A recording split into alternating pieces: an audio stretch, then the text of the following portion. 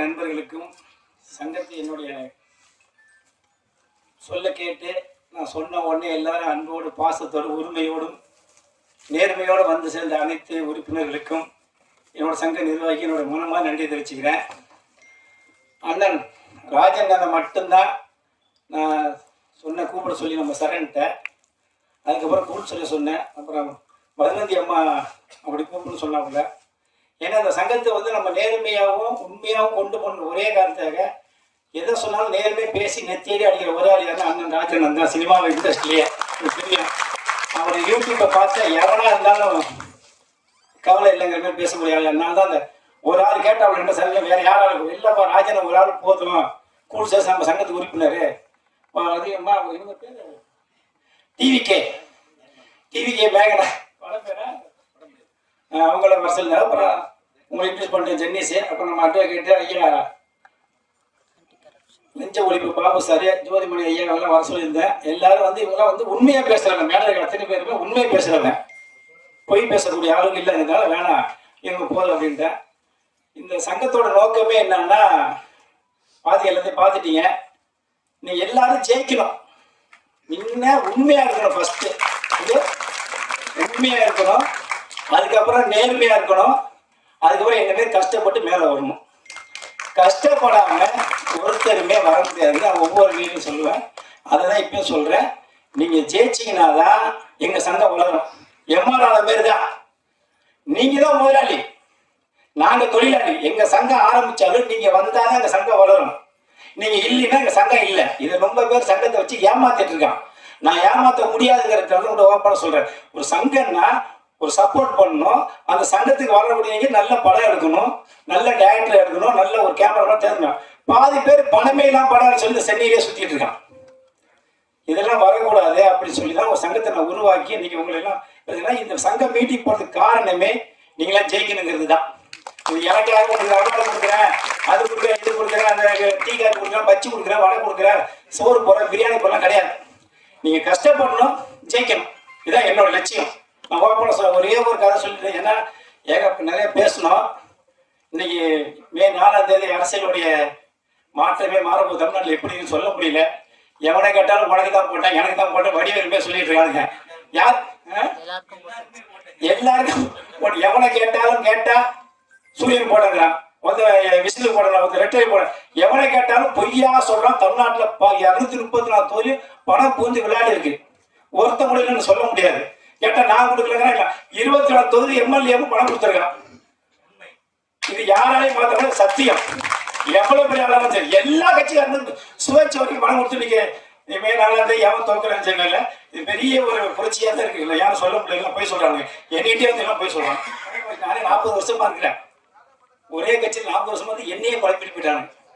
அதனால நீங்க எல்லாம் ஜெயிக்கணும், வாழ்க்கையில உணரணுங்கிற ஒரே காரணம் தான். ஒரே ஒரு சின்ன ஒரு என்னோட அனுபவத்தை சொல்லிட்டு போறேன்.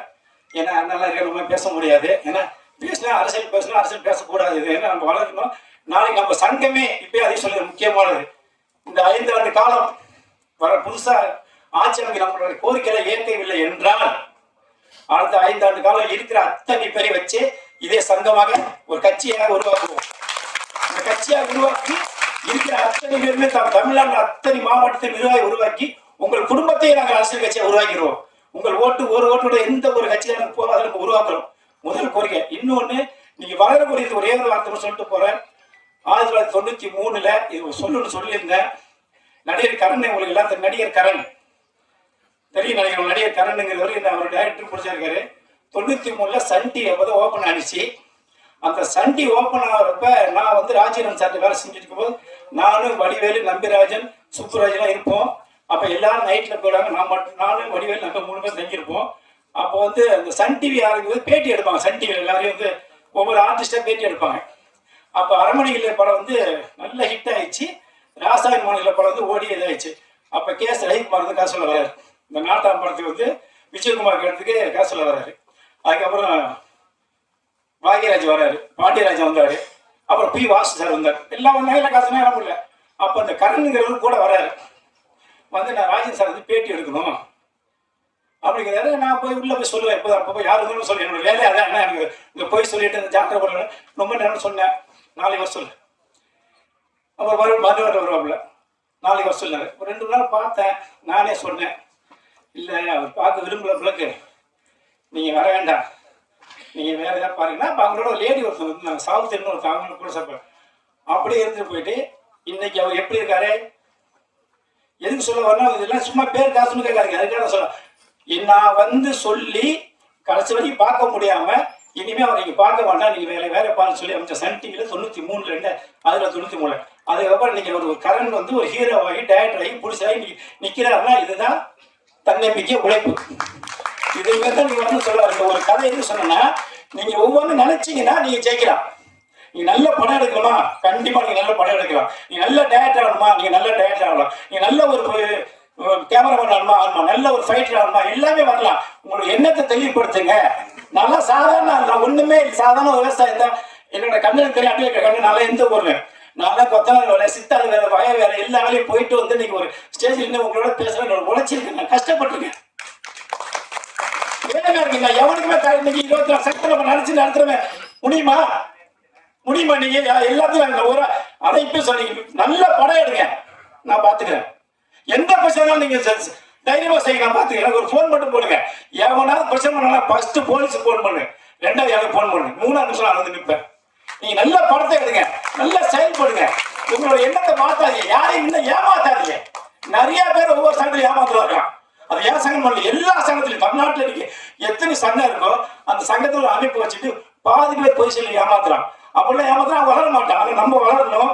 நீங்க நாளைக்கு இப்ப சொன்ன மாதிரி நீங்களா நீங்க நல்லா ஜெயிச்சிங்கன்னா நாளைக்கு நம்ம அரசாங்கத்துக்கு நம்மளே ஒரு அரசியல் உருவாக்கி நம்மளே ஒரு ஆதரவு கொடுத்து நம்ம ஒரு நல்ல ஒரு நிலைமைக்கு வரலாம். குறிப்பிடும் சரி, உங்களோட எண்ணத்தை ஒருநிலைப்படுத்தி நல்லா ஜெயிச்சுவாங்க. இந்த சங்கம் உங்களை என்னைக்கும் சப்போர்ட் பண்ணும். ஒரு காலம் நம்ம இன்னுமே தோக்க மாட்டேங்கிறத சொல்லி கண்டிப்பா ஜெயிப்போம். நீங்க எல்லாம் ஒற்றுமையா இருக்க ஜெயிச்சு வரும். நன்றி, வணக்கம். தமிழ்நாடு திரைப்பட சிறு முதலீடு தயாரிப்பாளர் சங்கம் இந்த ஃபங்க்ஷன்ல நம்ம இருக்கோம். இந்த கம்பெனி ஆரம்பிச்சு இன்னையோட 3வது வருஷம் ஆகுது. எனக்கு இந்த ஃபங்க்ஷன்ல இருக்கிறது ரொம்ப சந்தோஷமா இருக்கு. இந்த ஃபங்க்ஷன் வந்து எங்களுக்காக கிடையாது, இந்த சங்கம் ஸ்டார்ட் பண்ணி 3வது வருஷம் இன்னைக்கு அந்த ஃபங்க்ஷன்ல இருக்கோம். இந்த சங்கம் வந்து உங்களுக்காக தான் இந்த சங்கம் ஸ்டார்ட் பண்ணிருக்காங்க. நீங்க இன்னும் நிறைய வளரணும், உங்களுக்காக இன்னும் நிறைய இங்க உழைப்பாளர்கள் இருக்காங்க, அவங்களுக்காக இன்னும் நிறைய வேலைகள் கிடைக்கணும். நிறைய கேமராமேன் இருக்காங்க, நிறைய டைரக்டர்ஸ் இருக்காங்க, நிறைய அசிஸ்டன்ட் டைரக்டர்ஸ் இருக்காங்க, அவங்களுக்கு எல்லாம் இன்னும் நிறைய வேலைகள் கிடைக்கணும் அப்படின்றதுக்காக தான் இந்த சங்கத்தோட ஃபங்க்ஷன் வந்து இப்ப அன்பு செல்வன் அவர்கள் பண்ணியிருக்காங்க. இதனால நிறைய குடும்பங்கள் வந்து ரொம்ப சந்தோஷமா இருக்காங்க. இந்த சிறு முதலீடு படம் பண்றதுனால நிறைய வரவேற்புகள் இருக்கு, நல்லா சப்போர்ட் பண்ணிட்டும் இருக்காங்க. இந்த சங்கத்துல வந்து நீங்களும் வந்து இதுக்காக நிறைய சப்போர்ட் பண்ணுங்க. இந்த ஃபங்க்ஷன் உங்களுக்காக மட்டும்தான், எங்களுக்காக கிடையாது. நல்லா சப்போர்ட் பண்ணுங்க. Thank you so much. டிவிகேன்ற ஒரு படம் பண்ணியிருக்கோம், அந்த படத்துக்கு நீங்களும் எல்லாரும் சப்போர்ட் பண்ணுங்க. சீக்கிரமா இன்னும் கொஞ்சம் நாள்ல வந்து ரிலீஸ் ஆக போகுது. அந்த படத்தை வந்து நான் தான் டைரக்ட் பண்ணியிருக்கேன். என்ன டிவிகேன்னு சொன்னோன்னே எல்லாரும் பயந்துட்டீங்களா? யாரும் சைலண்டா இருக்கீங்க, பேசவே மாட்டேன்றீங்க. டிவிகே படத்துக்கு சப்போர்ட் பண்ணுவீங்களா மாட்டீங்களா? யாரும் வாயை திறக்கவே மாட்டேன்றீங்களே. டிவிகேனா தீவினை கண்டி ஷார்ட் ஃபார்ம் வந்து டிவிகேன்ற டைட்டில் வச்சிருக்கோம். என்ன இருக்கு இதுல? இன்னும் கொஞ்சம் நல்ல ரிலீஸ் ஆக போகுது. எல்லாரும் சேர்ந்து பார்த்துட்டு சப்போர்ட் பண்ணுங்க. கண்டிப்பா சப்போர்ட் பண்ணுங்க. அண்ட் திரும்பியே சொல்றேன், இந்த சங்கம் வந்து உங்களுக்காக தான். இந்த சங்கத்துக்காக நீங்க நிறைய சப்போர்ட் பண்ணுங்க. இன்னும் நிறைய பேர் வந்து ஜாயின் பண்ணுங்க. Thank you so much. Government form ஆனதுக்கு அப்புறம் யார் வராங்கன்னு பார்த்துக்கிட்டு அவங்களுக்கு ஏற்ற மாதிரி எல்லாம் கோரிக்கை போடல. இந்த சங்கத்துக்கு என்ன கோரிக்கை தேவையோ அத முன்கூட்டியாவே ரெடி பண்ணிட்டாங்க. அதுதான் எனக்கு இந்த நேர்மையை நான் பாராட்டுறேன். பெண்களுக்கு இதுல நீங்க தனிப்பட்ட முறையில பிரெக்னன்ட் விமனுக்கு நீங்க கொடுத்திருக்கிற இந்த ஒரு கோரிக்கை ரொம்ப முக்கியமான ஒரு கோரிக்கை. நிறைய நம்ம பிலிம் இண்டஸ்ட்ரியில பெண்கள் இப்ப வேலை செய்யறாங்க, அவங்களுக்கு ஏத்த செட்டப் இல்லை. தமிழ்நாடு பூராவே பெண்களுக்கு ஏத்த செட்டப் இல்லைங்கிறது தான் உண்மை. ஆனா நான் இப்ப திருப்பி அரசியலுக்குள்ள போகல. சினிமால பார்த்தாலுமே பெண்களுக்கு தேவையான விஷயங்கள் நிறைய கிடைக்கிறது இல்லை. கழிவறை உட்பட பிரச்சனைகள் இருக்கு. பட் அந்த மாதிரி இருக்கிற இந்த நேரங்கள்ல பிரெக்னன்ட் விமனுக்கு நீங்க கேட்டிருக்கிற இந்த விஷயம் என்ன ரொம்ப கவர்ந்தது. அது நான் ரொம்ப சந்தோஷமா நான் அதை பாக்குறேன். எங்க குடும்பம் பல வருஷமா நாடகத்திலையும் சினிமாலையும் தான் நாங்க ஊறி போய் இருக்கோம். நான் போன தடவையும் இங்க வந்த போது அதை தான் சொன்னேன், இந்த தடவையும் சொல்றேன். அந்த அம்மாவா எங்க படத்துல எல்லாம் நடிப்பாங்களா? இது ஒரு ஒரு கேள்வி ஒண்ணு. அந்த மாதிரிலாம் ஒண்ணு எனக்கு எக்ஸ்ட்ராவா 2 கொம்பெல்லாம் முளைச்சிடல. நாங்கள் நாடக நடிகர்கள் முதல்ல இதோ அந்த வரிசையில இருக்காங்க பாத்தீங்களா, கலைஞர்ல இருந்து ஆரம்பிச்சு எம்ஜிஆர், ஜெயலலிதா, சிவாஜி, எம்ஆர் ராதா, ரஜினிகாந்த், கமலஹாசன், விஜயகாந்த் உட்பட மேடை நாடகத்திலிருந்து தான் அத்தனை பேரும் சினிமாக்கு வந்தாங்க. அத்தனை பேருக்கும் சினிமால கிடைச்ச வாய்ப்பு மேடை நாடகத்திலிருந்து தான். அதுல ஜெயலலிதா அம்மா எங்க குழுவுல அவங்க கரியர் ஆரம்பிச்சாங்கிறத சொல்லிக்கிறதுல நான் ரொம்ப பெருமைப்படுறேன். இவங்க அத்தனை பேரும் எங்க குடும்பத்தோட பழகினவங்க. ஒருத்தர் எங்க வீட்டு மாப்பிள்ளையே, அதனால அது வேற. நான் ஏன் இதை சொல்றேன்னா, நாடக நடிகர்கள் என்னைக்குமே கதை களம் நல்லா இருந்தா நாங்க வந்து நடிப்போம். சம்பளம் முக்கியம்தான், ஆனா நாங்க வந்து யானையை கொண்டு வா குதிரையை கொண்டு வான்னு கேட்க மாட்டோம். நியாயமான சம்பளம் நீங்க கொடுத்தீங்கன்னா உங்களுக்காக வந்து நடிக்க நாங்க எல்லாருமே தயாரா இருக்கோம். நான் மட்டும் இல்ல, எங்க நாடக உலகத்துல பல நல்ல நடிகர்கள் இருக்காங்க. அவங்களெல்லாம் நீங்க பயன்படுத்திக்கிட்டீங்கன்னா உங்களுக்கு இந்த ரீடேக் பிரச்சனை, கேரவேன் பிரச்சனை, சீன் போடுற பிரச்சனை, 6 அசிஸ்டன்ட் பிரச்சனை இதெல்லாம் இல்லாம போகும். அதெல்லாம் கம்மியாச்சுனாலே பாதி பட்ஜெட் கம்மியாயிடும் ஒரு சினிமாக்கு. அதனால தயவு செய்து மேடை நாடக நடிகர்களை பயன்படுத்துங்க. அதுக்கு இந்த சங்கத்துக்கு என் சார்பா நான் என்ன உதவி செய்யணும்னாலும், நான் மட்டும் நடிகை இல்லை, என்னை சுத்தி நிறைய மேடை நாடக நல்ல நடிகர்கள் இருக்காங்க. அவங்கள உங்களுக்கு அறிமுகப்படுத்துறதுக்கும் நான் தயார்.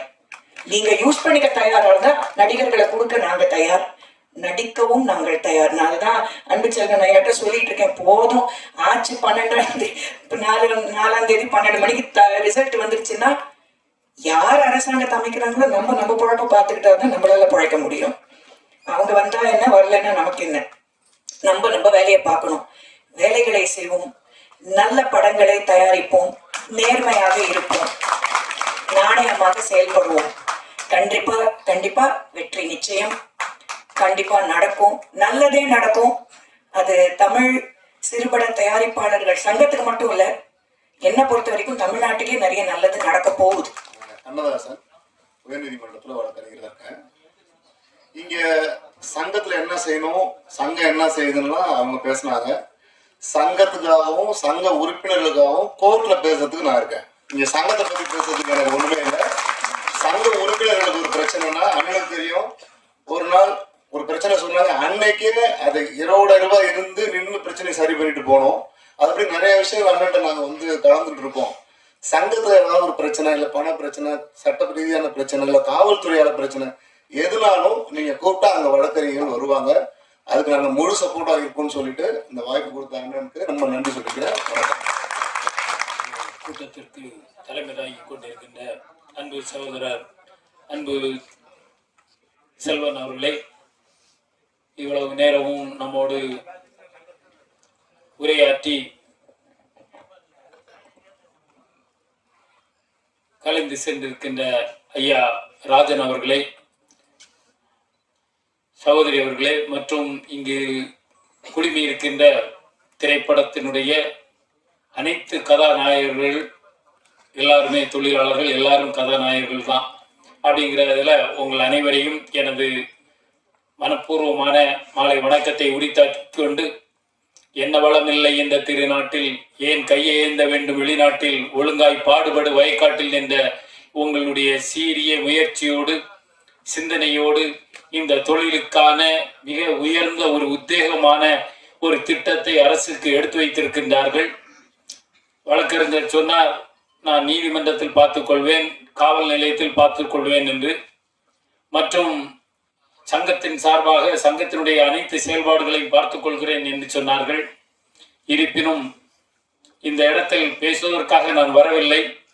என்னை கட்டாயத்தின் போல் அன்பு கட்டளையின் பெயரில் இந்த இடத்தில் கொண்டு வந்து நிறுத்தியதன் காரணமாக இந்த இடத்தில் ஏற்றப்பட்ட அனைத்து கோரிக்கைகளையும் எந்த அரசு வந்தாலும் இந்த கோரிக்கையை நமது நலச்சங்கம் மூலம் உருவாக்கி இதை நிரூபித்து மக்களுக்கு உருவாக்க என்னால் முடிந்த உழைப்பையும் ஒத்துழைப்பையும் தருவேன் என்று கூறி இந்த வாய்ப்புக்கு நன்றி கூறி விடைபெறுகிறேன். நன்றி, வணக்கம். அன்பிற்கும் மரியாதைக்குரிய தமிழ்நாடு சிறு முதலீட்டு பட தயாரிப்பாளர் சங்கத்தின் தலைவர் என்னுடைய அருமை தம்பி தமிழ்ச்செல்வன் அவர்களே மற்றும் மேடையிலே இந்த சங்கத்தின் 3ஆம் ஆண்டு விழாவை வாழ்த்தியும் இங்கே நிறைவேற்றப்பட்ட தீர்மானங்களை வரவேற்றும் பேச இருக்கிற என் அருமை சகோதரிகளே, சகோதரர்களே, வாழ்த்து வந்திருக்கிற பெரியோர்களே, உங்கள் அத்தனை பேருக்கும் என் மனம் நிறைந்த வாழ்த்தினையும் வணக்கத்தையும் தெரிவித்துக் கொள்கிறேன். நம்முடைய அன்பு செல்வன் ஒரு அற்புதமான மனிதர். ஸ்ட்ரிக்டா எதை பண்ணாலும் ஒழுக்க நெறியோடு பண்ணணும். யாரையும் ஏமாற்றக்கூடாது. தொழிலா செய்யணும். அது ஊழலா கலந்தாக்க போச்சு. ரொம்ப காலமா போராடிட்டு இருக்காரு. சிறுமுகைட்டு பட தயாரிப்பாளர்களுக்காக ஒரு தன்னந்தனியாக ஒரு சங்கத்தை ஆரம்பிச்சு பல பேருக்கு சர்டிஃபிகேட் வாங்கி கொடுத்துருக்காரு, வழிகாட்டியிருக்காரு, படத்தை ரிலீஸ் பண்ணி கொடுத்துருக்காரு, விநியோகம் பண்ண நண்பர்களை போல ஆட்களை கூப்பிட்டு விநியோகம் பண்ணி சொல்லியிருக்காரு. இது யாரும் சினிமாவில் செய்ய மாட்டான். விநியோகம் பண்ணுறேன்னு சொல்லிட்டு முதல்ல ஒரு 1 lakh கொடுங்க, ஒரு அட்வான்ஸ் கொடுக்கணும் அப்படின்னு கேட்போம். இவனே அந்த 1 lakh எல்லாம் ரிலீஸ் பண்ணிடுவோம் படத்தை. இது ஒரு புரோக்கர். சினிமா நடக்குது பாருங்க, அக்கிரமா அப்படி அக்கிரமம் நடக்குது. அதாவது முதலீடு இல்லாம வாய முதலீடா வச்சு வடை சொல்றான் பாருங்க, அவெல்லாம் பொழிச்சுக்கிறான். சினிமாவில் யாரெல்லாம் முதலீடு போட்டு படம் எடுக்கிறாங்களோ அவெல்லாம் தோற்று போறான். நிறைய பேர் காணும். அன்புச்சை தம்பி அவர் லைஃப்ல இந்த 3 ஆண்டுல இன்னும் பல ஆண்டுல எத்தனை ஆயிரம் பேரை பார்த்துருக்கோம். நாங்க ஆளே காணும். எல்லாத்தையும் இழந்து படம் எடுக்க ஆர்வத்தோடு வர்றாங்க, நேர்மையா பண்றாங்க. ஆனா கூட சேர்றவனை ஏமாத்தி க்ளோஸ் பண்ணிட்டு அவனா நல்லா இருக்கானா, அவனா நல்லா இருக்கு. ஆக ஒரு தயாரிப்பாளர் தான் எடுக்கிற படத்தை ரிலீஸ் பண்ணி இந்த முதலீடு திரும்ப வந்தாலே அவன் மறுபடியும் படம் எடுப்பான். தயாரிப்பாளருக்கு உள்ள வியாதி என்ன தெரியுமா? ஒரு படம் எடுத்துட்டு அதோட விடமாட்டோம், அரிச்சுக்கிட்டே இருக்கும். படம் எடுக்கணும்.